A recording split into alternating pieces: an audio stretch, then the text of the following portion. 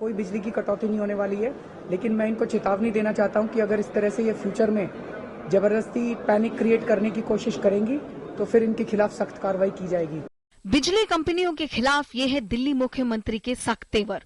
CM साहब को ये सख्त लहजा इसलिए अपनाना पड़ रहा है क्योंकि दिल्ली की एक निजी बिजली कंपनी शनिवार से पूर्वी और मध्य दिल्ली में 10 घंटे तक की बिजली कटौती की तैयारी कर रही है। पूर्वी दिल्ली में बिजली सप्लाई करने वाली कंपनी BSES यमुना ने पैसे की कमी का हवाला देते हुए शनिवार से 10 घंटे की कटौती की बात कही है। BSES यमुना के CEO अरविंद गुजराल ने ऊर्जा सेक्रेटरी पुनीत कुमार गोयल को लिखे खत में साफ तौर पर कहा है कि अब कंपनी के पास आगे बिजली खरीदने के लिए रुपए नहीं हैं। इसलिए हो सकता है कि 1 फरवरी से उन्हें हर रोज 10 घंटे तक की बिजली कटौती करनी पड़े। रिलायंस इंफ्रा समर्थित BSES यमुना पर दिसंबर महीने की बिजली आपूर्ति के लिए NTPC का 120 करोड़ रुपए बकाया है। हालात संभालने के लिए केजरीवाल सरकार ने NTPC से अपील की थी कि वो बकाये के बावजूद BSES यमुना को बिजली की सप्लाई जारी रखे, लेकिन NTPC ने इससे इनकार कर दिया है। हालांकि केजरीवाल ने इसे बिजली कंपनियों की ब्लैकमेलिंग करार देते हुए कहा कि वो दिल्ली के लोगों को बिजली की दिक्कत नहीं होने देंगे। इनके अकाउंट्स के अंदर बहुत सारे प्रश्न चिन्ह लगे थे। CAG का ऑडिट ऑर्डर किया गया है। CAG के ऑडिट की रिपोर्ट आ जाए, उनको कॉपरेट करना चाहिए। पूरी तरह से कॉपरेट नहीं कर रहे हैं ये लोग। इससे और एक शक पैदा होता है कि इनके अकाउंट्स के अंदर गड़बड़ तो नहीं है। तो सरकार चुप नहीं बैठने वाली।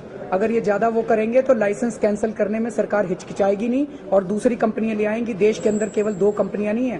केजरीवाल भले ही लोगों को भरोसा दिला रहे हों, लेकिन बीजेपी पूरे संकट के लिए सरकार को ही जिम्मेदार ठहरा रही है।